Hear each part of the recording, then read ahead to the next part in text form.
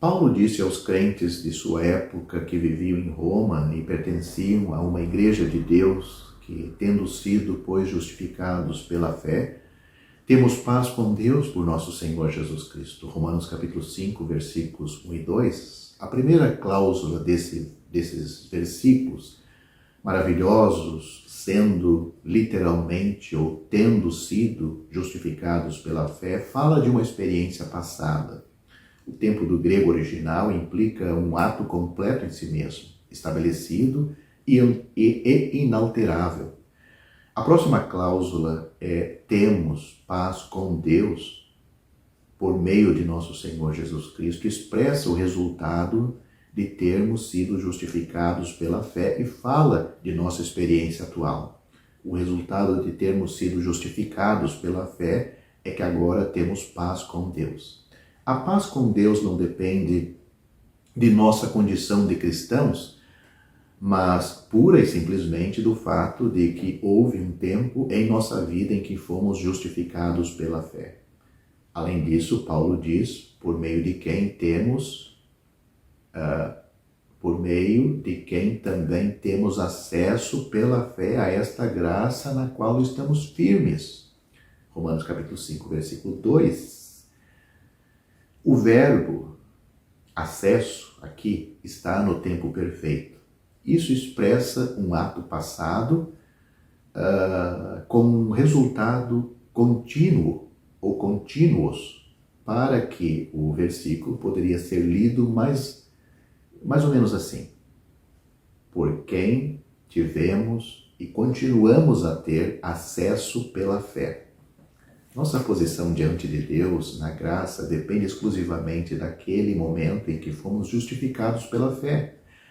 Mas observe agora a última parte do versículo 2. Ele diz: e alegrai-vos na esperança da glória de Deus. Esperança na Bíblia é sempre algo certo, mas é futuro, de modo que esta cláusula pode ser lida assim: e regozijar-se na perspectiva da glória de Deus.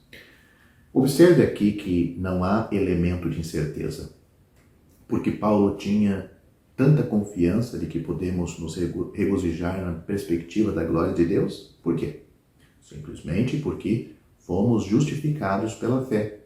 Esse único ato de fé não apenas nos dá paz presente com Deus, mas também estabelece nosso destino no futuro. Portanto, temos uma salvação eterna ao crer no Senhor Jesus Cristo como nosso Salvador pessoal. Romanos capítulo 8, versículos 29 e 30, Paulo diz: porque os que dantes conheceu também os predestinou para serem conforme a imagem de seu Filho, a fim de que ele seja o primogênito entre muitos irmãos. E aos que predestinou, a estes também chamou. E aos que chamou, a estes também justificou. E aos que justificou, a estes também glorificou.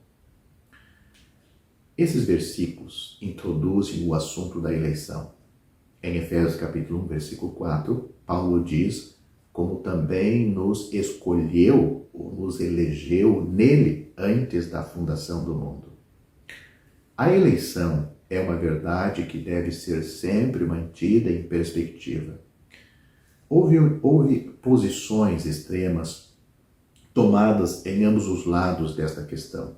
Alguns ensinam que o homem não tem livre arbítrio e, portanto, é incapaz de escolher confiar em Cristo.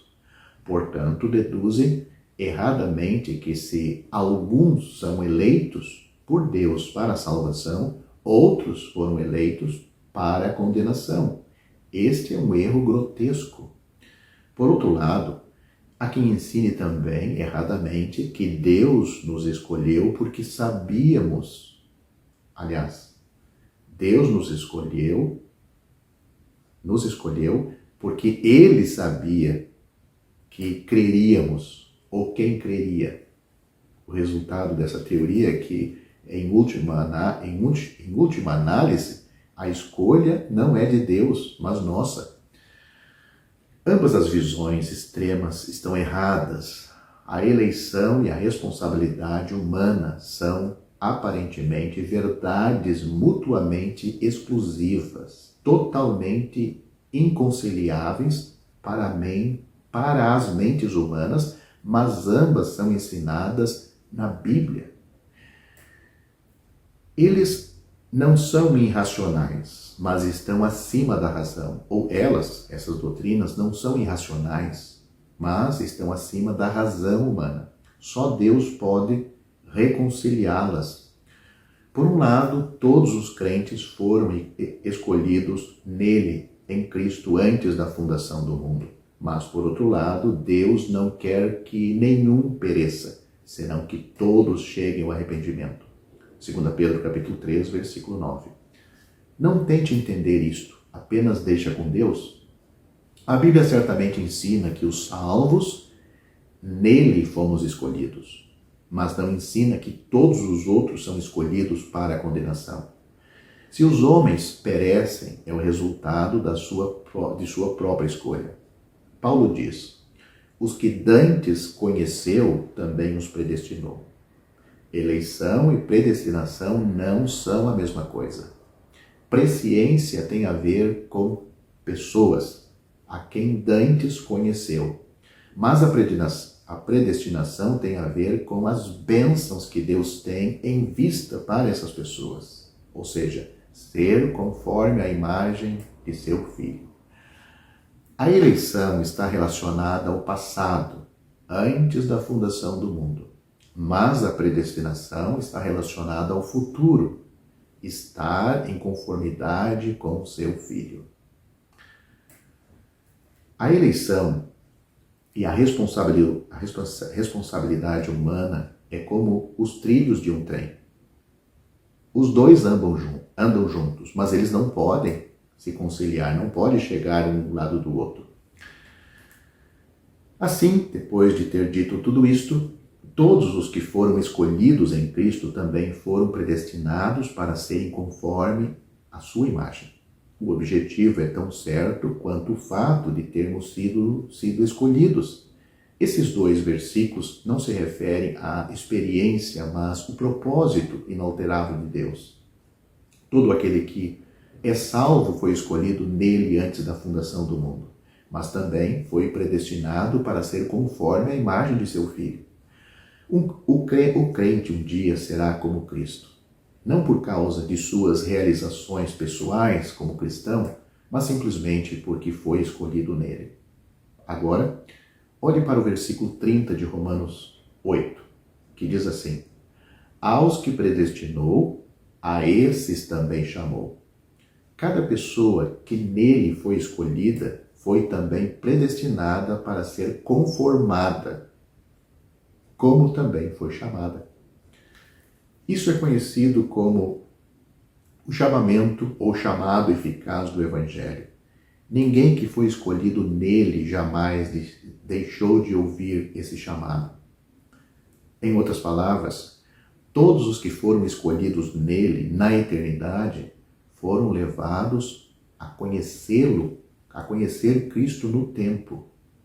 Então Paulo acrescenta: e aos que chamou, a esses também justificou. Em outras palavras, todos os que ouviram o chamado, obedeceram ao chamado e, consequentemente, foram justificados. Mas a última cláusula é mais interessante. E aos que justificou, a esses também glorificou. É por causa desta última cláusula que indiquei que esses versículos não se relacionam com a experiência, mas com o propósito de Deus. Claramente, ainda não fomos glorificados, mas Deus nos predestinou que seríamos glorificados. Você notará que Paulo não acrescenta nenhuma condição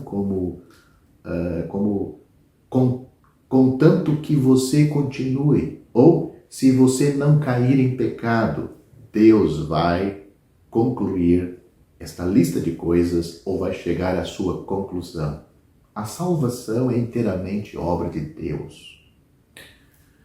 Agora, o que deve fazer o pecador perdido em seus pecados que deseja ser salvo? A Bíblia responde. Não é ele em busca do conhecimento de Deus para ver se ele é um eleito ou não. Nada disso. A Bíblia responde que ele deve crer no Senhor Jesus Cristo como seu Salvador.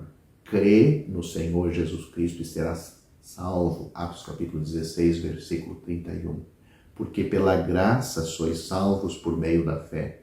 E isto não vem de vós, é dom de Deus, não vem das obras, para que ninguém se glorie. Efésios capítulo 2, versículos 8 e 9. Bem, mas você pode alegar que não consegue crer ou ser salvo porque não é um dos eleitos.